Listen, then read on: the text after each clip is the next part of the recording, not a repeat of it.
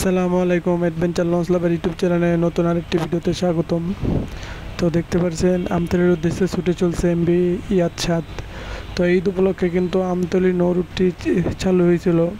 তো ঈদের পরে বেশ কিছুদিন আমতলী নৌরুটে লঞ্চ চলাচল করার পর কিন্তু আবারও যাত্রী সংকটের কারণে নৌরুটটি বন্ধ হয়ে গেছে। তো বর্তমানে নৌরুটে কোনো লঞ্চই চলে না।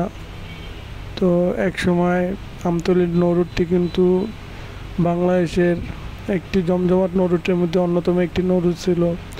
তো পদ্মা সেতু হওয়ার কারণে কিন্তু নৌরুটটি পুরাই ধ্বংস হয়ে গেছে।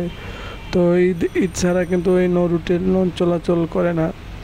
তো রোজার ঈদ উপলক্ষে কিন্তু এই নৌরুটে কিন্তু তরঙ্গ শাহ, দিয়া শাহ সহ কয়েকটি লঞ্চ চলাচল করছে, বর্তমানে পুনরায় বন্ধ।